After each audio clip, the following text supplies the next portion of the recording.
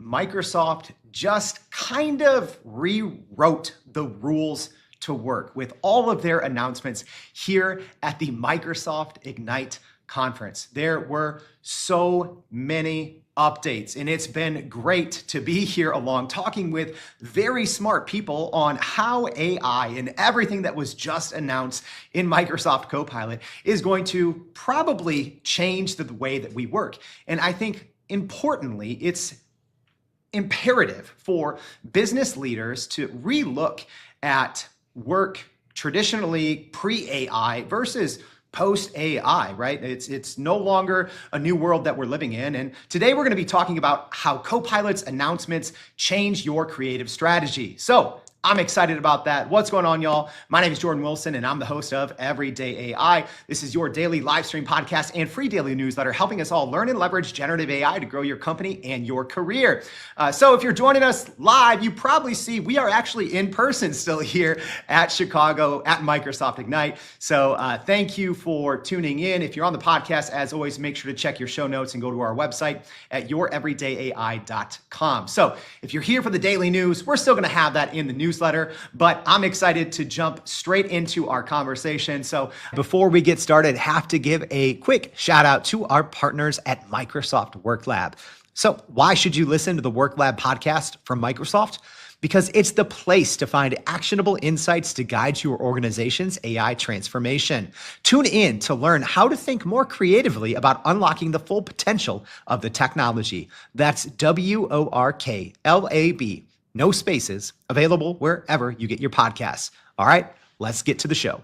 I'm excited to have with me Carolina Milanesi, the president and principal analyst at Creative Strategies. So Carolina, thank you so much for joining the Everyday AI show. Thank you for having me. All right, so can you tell everyone a little bit about what you guys do at the Creative Strategies? We are an industry firm, an industry analyst firm. So I've been following tech for more than I want to disclose.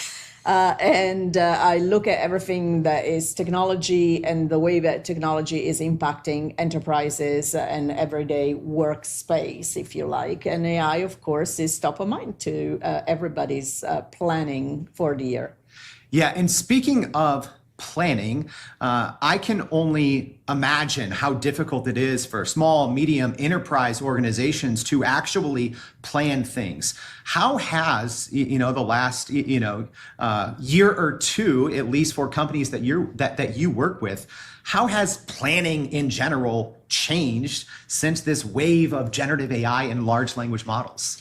I think that planning is kind of gone out the window because technology is moving so fast. AI is moving so fast that you really have to think not necessarily at planning AI, but you're thinking about the job to be done and the problem that you're trying to solve. If you stay focused on that, how quickly AI is changing is only going to mean that you're changing what you're throwing at the problem in a way, but you're still going to get an outcome versus trying to chase the technology per se. So, speaking of Microsoft Ignite, we are here. We just had the keynote on Tuesday, and it seems like even if you were trying to keep up or even trying to plan a little bit ahead, it seems like now you have to go back to the drawing board with everything that we heard and saw, and we're continuing to get new updates on Microsoft Copilot and their suite of products. What is it that stuck out to you that you were like, okay, this is really going to impact strategy as a whole and how businesses should be operating? Agents. I think that, if Ballmer was still here at Microsoft, it would be agents. In all seriousness, I do think that agents are bringing AI to life, but more so, they're bringing the collaboration between humans and AI to fruition. We've been focusing for the past couple of years on AI and how AI is impacting jobs. And a lot of times you read the negative things about the job loss. And like everything, when there's a really big technology shift, there are going to be changes. That's not something that is untrue. But what we don't talk about is how AI is actually helping people reimagine their jobs, whether it is a creative job, a job or not. And with the agents, you really see how that is going to pan out. So the idea that you now have generative AI really become a team member and doing things and anticipating your needs is critical. Yeah. Agents, agents everywhere. Agents, right? Yeah. So if you are actually tuning in for the first time, we did have Ray Smith from Microsoft on earlier talking about agents. So we'll make sure to put that in the show notes. But even when it comes to agents, and then there's autonomous agents, and you can build your own in Copilot Studio. Where does that leave the human, Carolina? Where does that leave the human in all of this? We're still very much in the game. I'm not really concerned about the fact that my skill set, my knowledge, if I'm within a business, the knowledge that I acquired over the years of working in a company, my emotional intelligence, all the things that we have as a human being are still going to be relevant tomorrow. What I need to do is be smart enough to take advantage of AI and the agents that will be there side by side so that I can elevate my work and I can increase my ROI, both from a personal perspective, if I'm an entrepreneur, or if I'm part of a team in a large organization. How do you go about doing that? I know that's like the billion or trillion dollar question, right? How organizations and enterprises can start taking advantage of agents and taking advantage of all of these, seemingly limitless, capabilities that we're seeing out of Microsoft and Copilot here at the Ignite conference. But how do you go about actually doing that? I think that the technology per se is not going to make your business better or different, right? It's going to take leadership, and it's going to take really looking at how you're reimagining your business and taking advantage of AI for that. There are some low-hanging fruits that, everybody's talking about time saving. And I get a little, as a sole contributor, I'm excited because if I save time, it means that I can go spend time doing something that maybe I like. If I am an employee, maybe I'm a little worried that if I save time, I'm either going to get more work given to me, or that my employer might think I'm irrelevant. So I think that what Microsoft has announced yesterday, which is a more inclusive way to look at ROI beyond just the time saving, and so is looking at processes. Think about having an agent inform you before you go and do a sales call with a customer. So you have an agent that is going to surface all the information about that customer, your previous interaction, what they're buying right now, what their problems are, so that you actually go and close that deal maybe in 3 months instead of 6 months. So lead time on closing a deal. Or if you're a creative, obviously you're in this business, I am too, not at your level, and doing video editing and and audio editing is so complicated. What if you have an agent helping you with that, helping you with, at least giving you a first pass of an edited version of some content that you created? I mean, there are so many ways, but optimization, I think, of processes to me is the really first thing that we're going to see. Yeah, and I love that example that you gave of lead time, right? I think that was one of the examples that Microsoft gave for autonomous agents in one of their first case studies with McKinsey, saying that it cut down lead time by 90%, right? But then we get to, okay, well, what happens then? What happens if you save more time, right? In your example, you said, oh, well, I can immediately start bringing in, new lines of business. So how should then larger organizations be looking at saved time? Because ultimately, they're just looking at ROI. So where's that balance with more time versus the return on investment of AI? I think there's definitely a return on investment that is quantifiable in dollars, for sure. Because I care about people a lot and I talk about people a lot, I also highlight the fact that saving time so that your talent can do what is highly rewarding for them, it means higher retention. it means less training.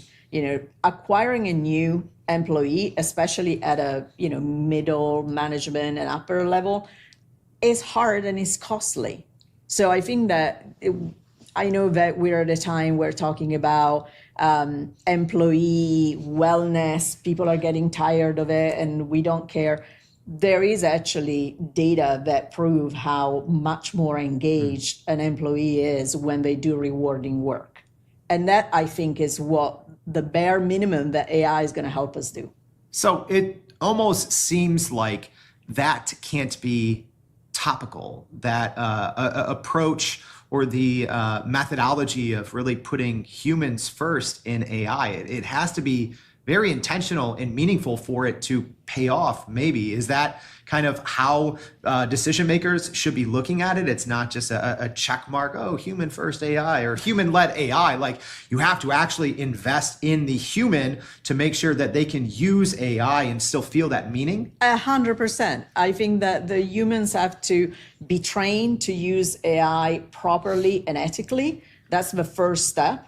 And then I think that the other part is not making it about AI versus human, but AI plus human being more important. And this morning at one of the sessions, the VP of Copilot was talking about how technology or innovation does not equal transformation. People do, right? So you have, as a leader, you have to be intentional in really elevating your talent to do what you hire them to do.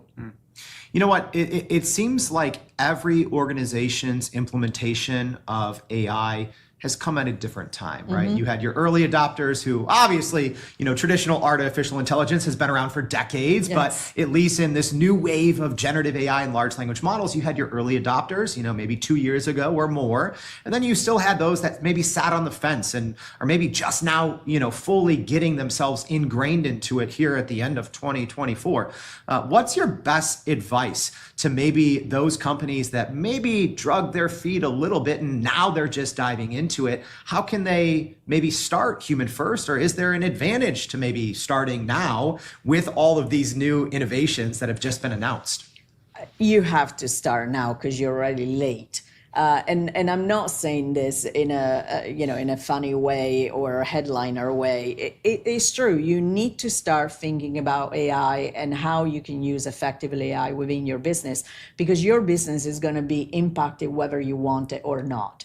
And I think that is true on the consumer side as well, that we as human beings will be impacted by AI in everything. The way that, your mortgage application will be evaluated, the way that, your grades at school will be, decided. So much is going to have an algorithm running behind what we see. So I do think that it's really important that at a minimum, you are curious about the opportunity that AI can bring. And the other part, as I said, is starting with the problem that you have and you're trying to solve. Not everything needs an LLM behind. If you're trying to do 2 + 2, please just use a calculator. But I think that if you're looking at where you want to be with your business, how your competition is moving, and start thinking about how you can use AI to help you do that. AI is not going to do it for you. AI is going to help you do it more efficiently, better, bigger.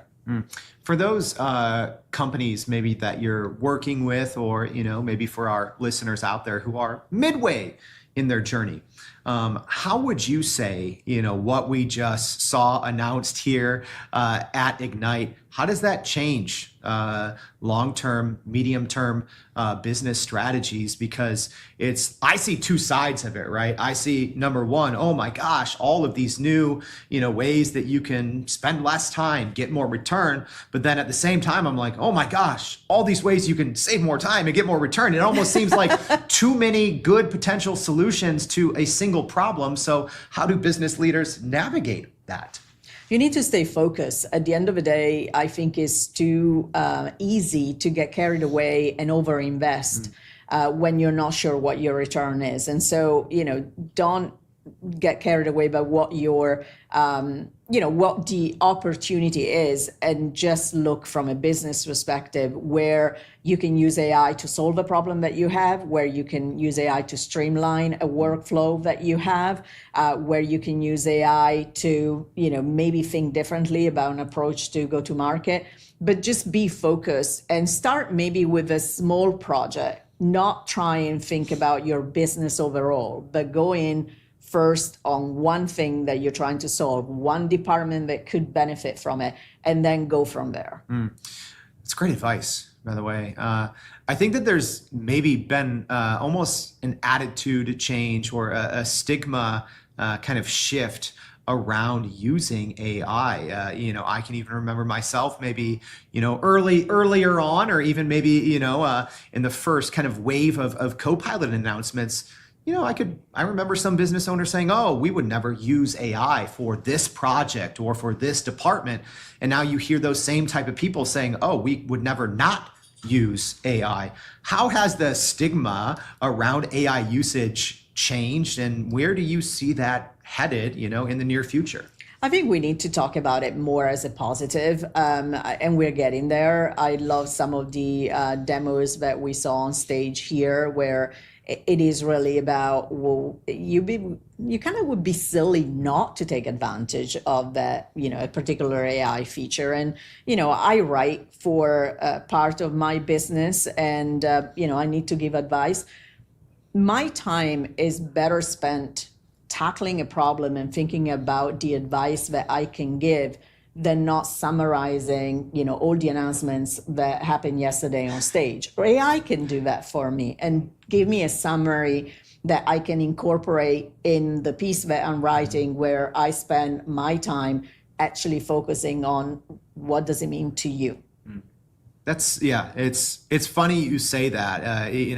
I'm using AI to plan for every episode, before, after, at all aspects, right? So I'm curious, how have you even started to use AI in your day to day? I think that's one of the things that, our listeners can probably learn the most from, is hearing how smart, successful people are actually getting those gains and getting those positive returns. So where are you using it? I'm using it from a numbers perspective when I look at earnings and look at comparison from announcements year over year. I use it for titles for my podcast. I put an episode title and it's like, well, come up with something usually funnier, because I'm not a funny person. So make it funnier. Yeah. That's usually what I do. I use it for also planning, whether it is a meeting or even, from a time perspective, I have 30 minutes in my podcast, help me structure it in a way that at least is a first draft, and then I'll take it from there. All right, let's take a quick break to shout out our partners at the Microsoft Worklab podcast. So why should you listen to the Worklab podcast from Microsoft? It explores the questions business leaders are asking. How can they guide their organization's AI adoption journey? How can AI help them maximize value and create new products and business models?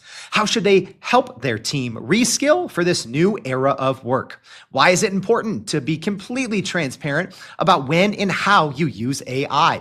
Find the answers on Worklab. That's WORKLAB, no spaces, available wherever you get your podcasts. Yeah, I think that's an important gem that you just dropped there. And I think that's maybe good for, individuals, teams, and organizations, but finding those areas that maybe you're not as strong in, right? And leaning into Yes. Artificial intelligence for those areas. How can business leaders start implementing that in their strategy, right? Because large language models, when used correctly, can do just about anything, right? Especially as they get more and more robust. So how can business leaders even take that almost inventory of their current team, their current department, and start finding those areas on how to use it? And I think that the beauty of AI, whether you're going to end up using it or not, is that it's forcing a lot of organizations to look at the data that they have available internally. A lot of the data that we have is, it's a case of right hand not knowing what the left hand is doing. Not because from a technology perspective you cannot be more transparent, but because as a human, the marketing department might not be sharing with the HR department or whatever the case might be. We creating silos within organizations make it harder for us to take advantage of the data and the goodness that we have inside. And I think that as we prep for AI is going to give us an opportunity to clean up house a little bit. The left hand and the right hand not knowing what each other are doing, that's great. One thing that I'm always talking about is how companies can start to use that maybe left hand, things like unstructured data, right? Meetings, emails, different drafts of different types of documents, and how they can actually start using that and not let it be like wasted knowledge. Is that something that you see that organizations should be focusing on, that kind of left hand, right hand approach? Absolutely. I think that there is a lot of data and knowledge that goes wasted just because we don't have the time. Or because we're not aware of certain things. And so being, just think about the power of getting to a meeting and being more informed, or the power of not getting to that meeting and still not feel that you're missing out. I think it really opens up the opportunity. There was the interpreter new feature that Microsoft launched here about me and you having a conversation. I'm Italian. I could do all of this in Italian, and having a live interpreter, if we were doing it over Teams, speak with my voice in English. And I know that people look at that and think, oh my God, nobody's going to use that. And I said, well, nobody has up until now, but you're not aware of the cognitive load that you're putting on the person whose first language is not the one spoken. And at the same time of the listener who is trying to maybe figure out the accent that is slightly off, like you're doing with me. No, not at all. I'm just joking, but hopefully I'm just joking. But there's just because we've done it for a certain period of time in a certain way doesn't mean that there's not opportunity to do it better. And again, we're going back to the human and taking some of that load off the human brain. Yeah, and that's such a good point, because I think, AI does sometimes get a bad rap as being less human. But in that example, using, in this case, Microsoft Copilot and their Teams interpreter agent can actually help you be a better human and be more empathetic. So there's room for that. Exactly right, because I'm able to express myself in a language that is my language, which is usually richer than when you use somebody else's language. Yeah, and one thing that I talk about a little bit on this show is the process of unlearning, and sometimes we've gone decades building up certain manual knowledge work skills that something like an agent now in Copilot might do better. What advice do you have for people out there, as we shift from, kind of AI empowered to AI native or AI first organizations? How can they start to relook at those processes that maybe used to be great a decade or two ago? Well, the first thing I would say is that if you don't do it, the new generation of workers that you're going to bring in are going to do it for you. And, something else that was said on stage, don't think that if you are saying that your employees cannot use AI, then nobody's using it. They are, and they're doing it behind your back. And so that is actually more dangerous, because then you have no control on the data that your talent might be using to run AI models, right? So be open to the idea of trying, put guardrails, and see where it goes.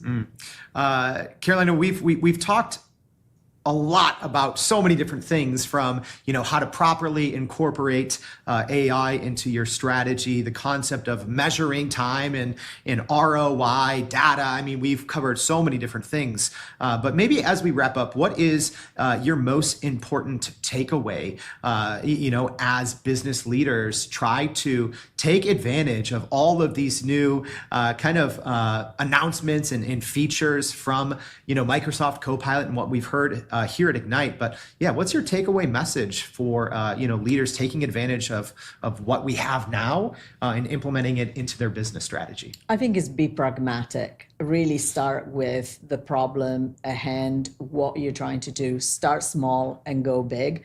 But don't just close off your mind to the opportunity and the possibility of change. So much great advice in today's conversation. Carolina, thank you so much for sharing your time with us and helping us all make sense of all of this new AI power that we now have at our fingertips. We very much appreciate your time. Thank you very much for having me. It was a pleasure. All right, that was a lot, everyone. So maybe you were out walking your dog or on the treadmill and you're like, I should have wrote that down. Don't worry, we've got that for you. So make sure you go to youreverydayai.com, sign up for that free daily newsletter. We're gonna be recapping all of that great advice that Carolina just gave to us in the newsletter. So thank you for tuning in, and we hope to see you back tomorrow and every day for more Everyday AI. Thanks, y'all.